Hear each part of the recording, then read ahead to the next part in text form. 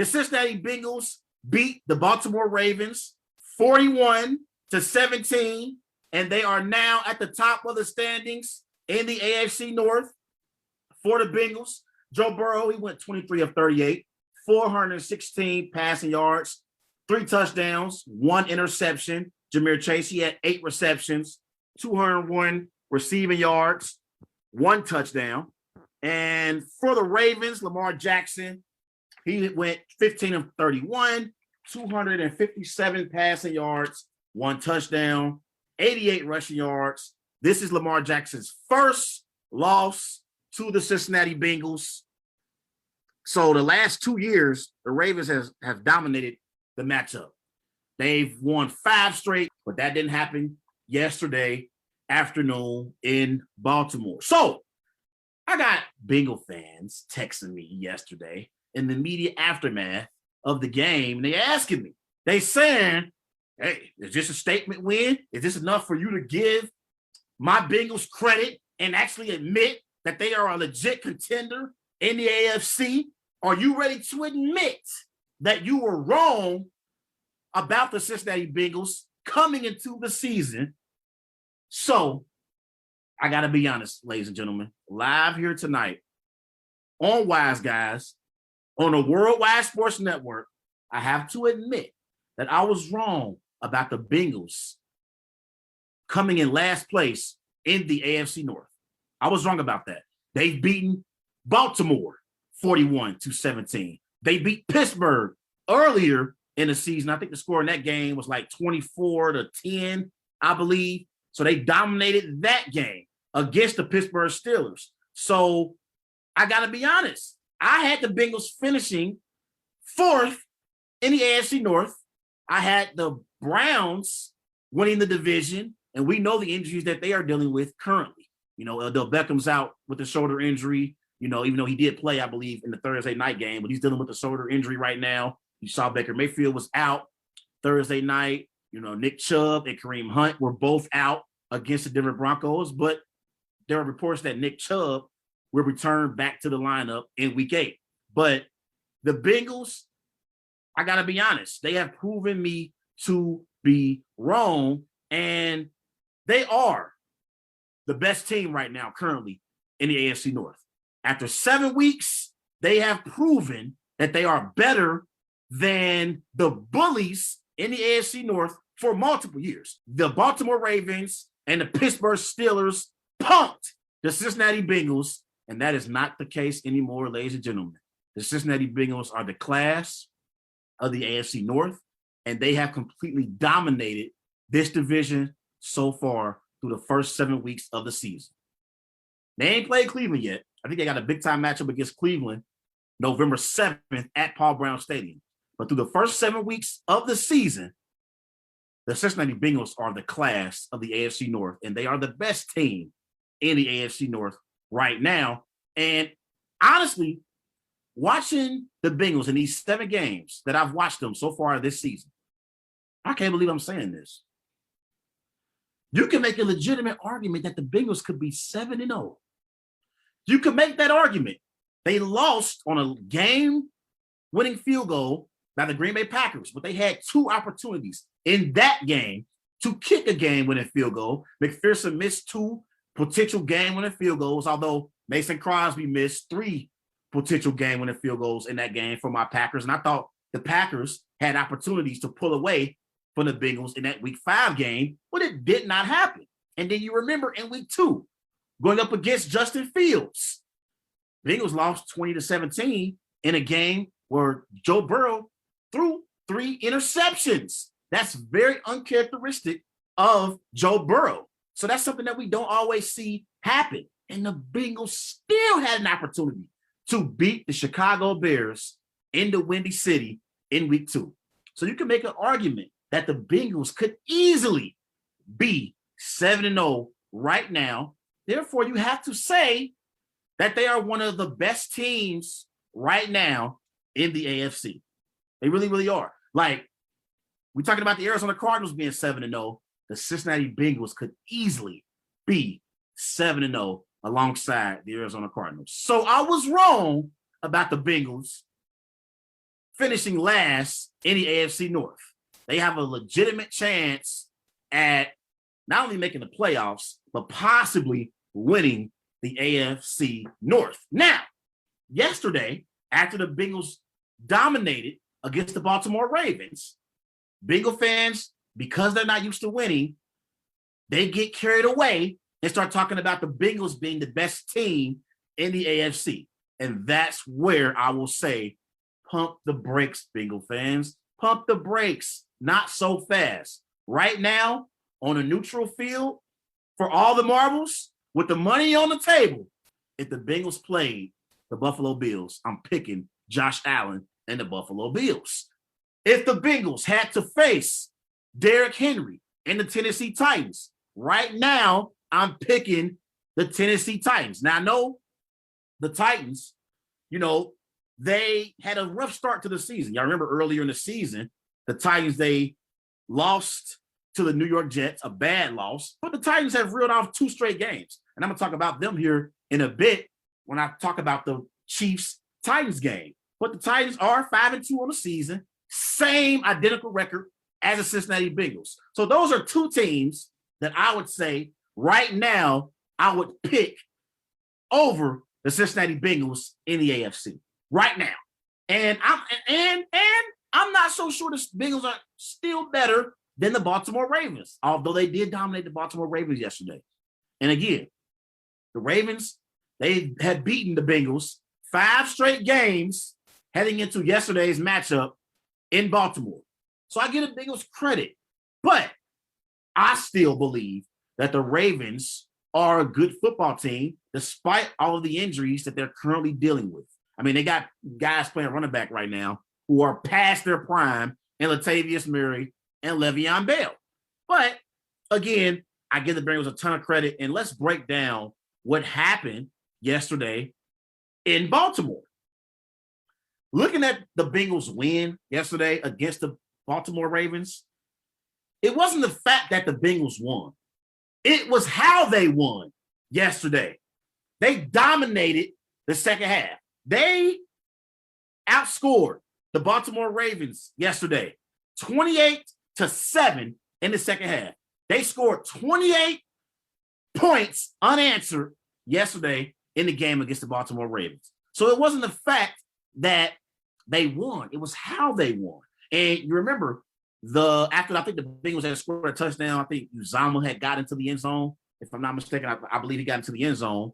And let me make sure. Uzama. Okay, so So he got into the end zone. And you saw Lamar Jackson lead the Baltimore Ravens back. They took a 17-13 lead. And then the Bengals scored 28 unanswered points after trailing 17-13. It was a very impressive win for the Cincinnati Bengals. The Bengals had 520 total yards yesterday. They held the Ravens to 393 total yards on the afternoon. And so, offensively, Joe Burrow, he played outstanding. And with the exception of the red zone interception that he threw, a ball that he forced to Ja'Marr Chase, I didn't like that throw in the end zone. I felt like he was kind of forcing the action on that particular throw. Besides that bad throw in the red zone, I thought Joe Burrow played sensational yesterday afternoon. And again, where did he go? 23 of 38, 416 passing yards, which, by the way, was a career high, 3 touchdowns. And I got to admit, and I've said this before, Joe Burrow, he's the real deal.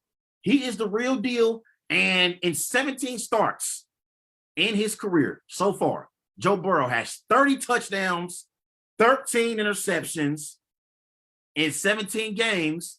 And how you can know if you have a franchise quarterback that you can win a Super Bowl with, it's a quarterback who can overcome deficiencies and win games for your football team. And also a quarterback who can elevate everyone up a level. So if you have a bad coach with a good young quarterback, he could be an average coach. If you have an average receiver, he could be a good receiver. If you have a good receiver, a great young quarterback can elevate that receiver to becoming a great receiver. And that's exactly what we're seeing right now with Joe Burrow and this Cincinnati Bengals team. Because honestly, Joe Burrow, he's playing for a Cincinnati Bengals franchise that has been one of the worst organizations in the NFL. They have one of the worst owners in Mike Brown in the NFL who doesn't want to spend money in free agency. It's rare. I mean, over the last 2 years, they have spent over $200 million in free agency on the defensive side of the ball. But in years previous, when the Bengals have had competent teams that were on the verge of being Super Bowl contenders, not just playoff contenders, Mike Brown didn't want to spend no money. So Joe Burrow with, I'll say, an average coach at best, because I'm not a believer in Zach Taylor just yet. I know Bengal fans, because the Bengals right now are 5-2, everybody wants to pretend like Zach Taylor all of a sudden can coach. My man Cam Chancellor. Shout out to my man Cam Chancellor, diehard Bengals fan. Go and follow Time Out with Coach Cam on all social media platforms. I saw Cam put up a post earlier today talking about how much he appreciates Zach Taylor, a Zach Taylor appreciation post. I don't really believe in Zach Taylor just yet, ladies and gentlemen. I don't. I still got my questions about Zach Taylor. But because you have a young, elite quarterback like Joe Burrow, Zach Taylor, who's an average coach at best, can become a good NFL coach. Also, the offensive line that he's played with the last 2 years hasn't been very good. They're not a top 5 offensive line in the NFL. But because you have Joe Burrow, that means that the offensive line looks better than they really are. And he makes mistakes. We saw in the Packers game, in overtime, he threw an interception to DeAndre Campbell, and it cost the Bengals. It really cost the Bengals in that game. And we saw earlier in the year again against the Bears, 3 interceptions, and didn't play very well in that game. But Joe Burrow consistently has been a winner at the NFL level. And again, 30 touchdowns, 13 interceptions since he's been in the NFL. And don't forget, in college, his Heisman season, Joe Burrow had 60 touchdown passes. Now, I know he was throwing the ball to Ja'Marr Chase and Justin Jefferson, but Joe Burrow played great in the championship season that the LSU Tigers had while he was at LSU. And Joe Burrow is a winner. He has the intangibles as a winner that you need at the quarterback position. So when you want to be a Super Bowl contender, there's 3 things that you have to have: a great coach, a great quarterback, and a great organization. Bengals got one of the 3. They got one of the 3, and the jury is still out on Zach Taylor. Jury is still out. I'm not ready to say Zach Taylor is not the head coach that can lead the Bengals to a Super Bowl. I'm not ready to go that far yet. But I'm also not ready to say that he is the coach that's the right coach in place that can lead them to a Super Bowl with Joe Burrow. And we know the organization hasn't been a very good organization in my lifetime at all. So they got one of the 3 that you need to be a legit Super Bowl contender. In order for them to really elevate and be true Super Bowl contenders, we have to see if Zach Taylor is a good or great coach, and if the organization can get better throughout the course of Joe Burrow's career. Now, let's talk about Ja'Marr Chase. Ja'Marr Chase is special. He is special. And so far this season, Ja'Marr Chase, 35 receptions, 754 receiving yards.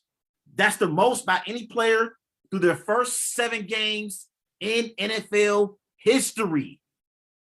He got 6 touchdowns so far this season, and he's averaging 21.5 yards per reception. That leads the NFL right now. Ja'Marr Chase is big time.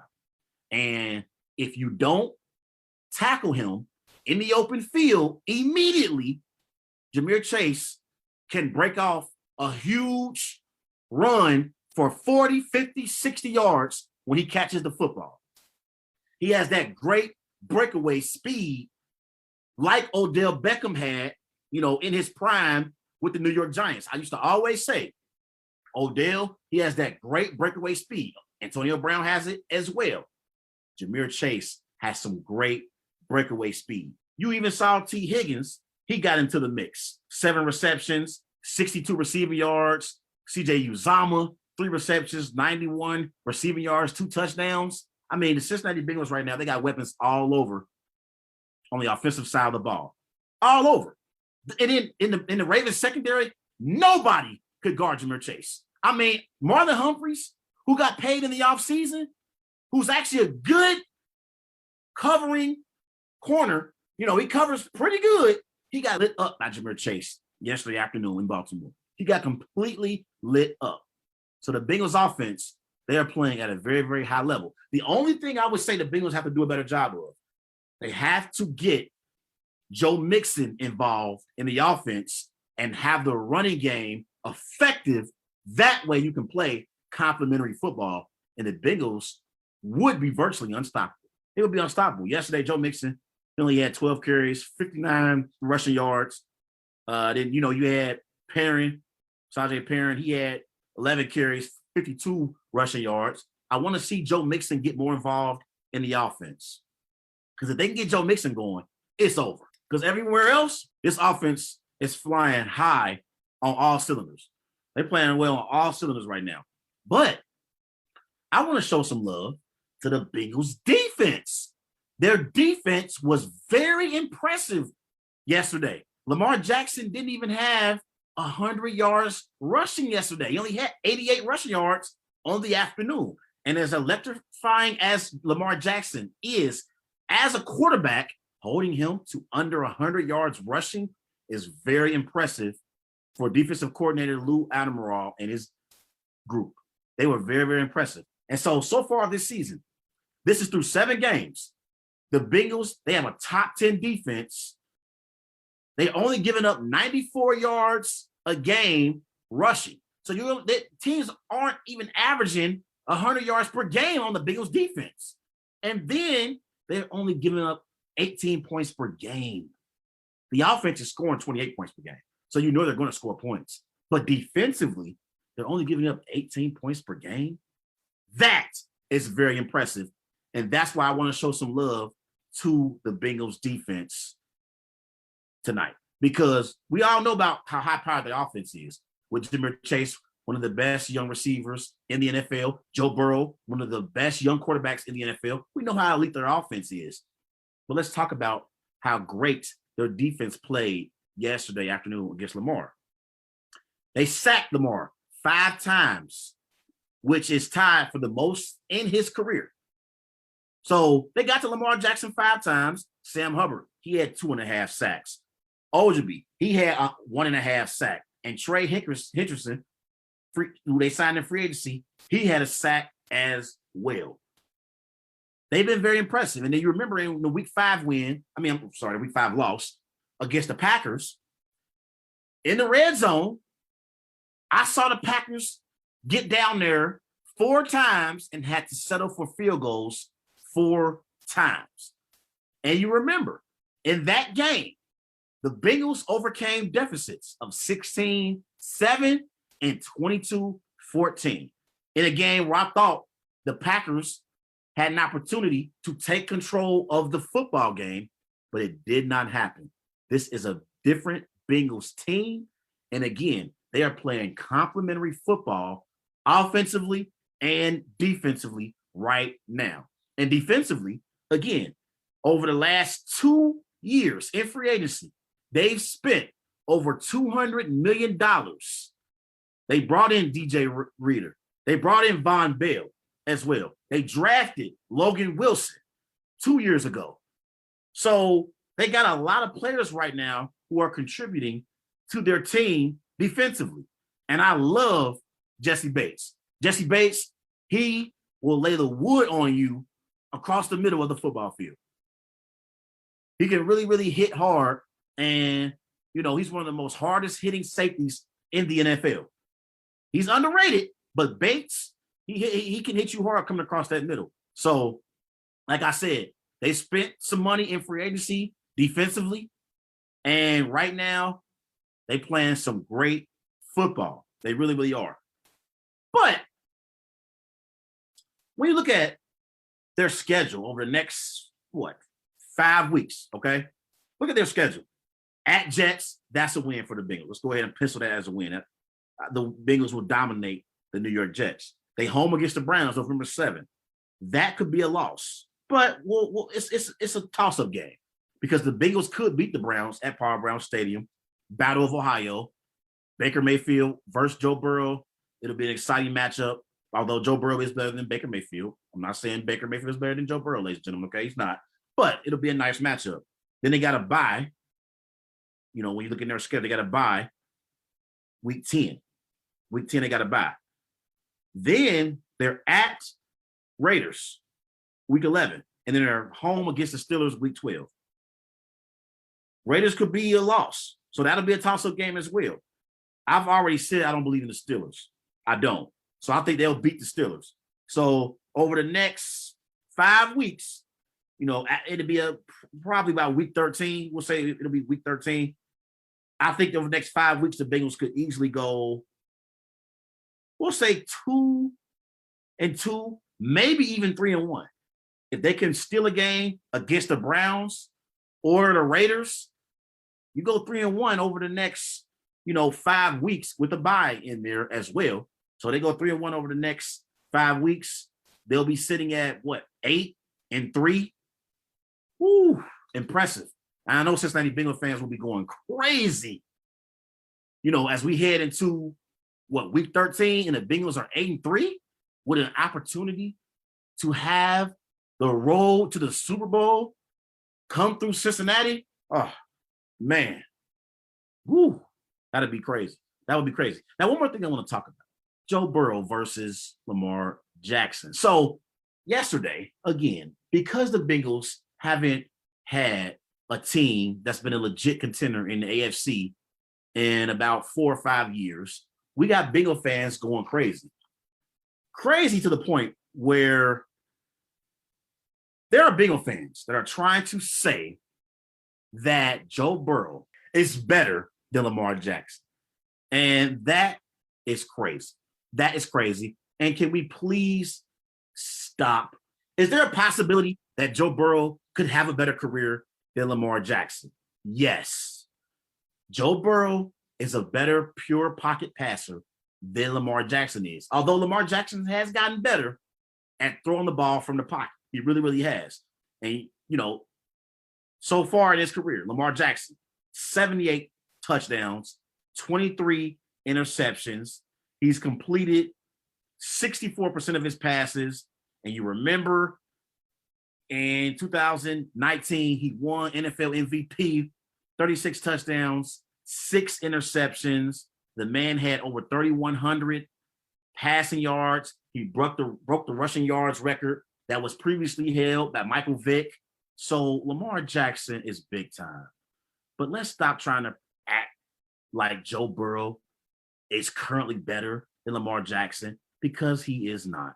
Let's pump the brakes. Please pump the brakes.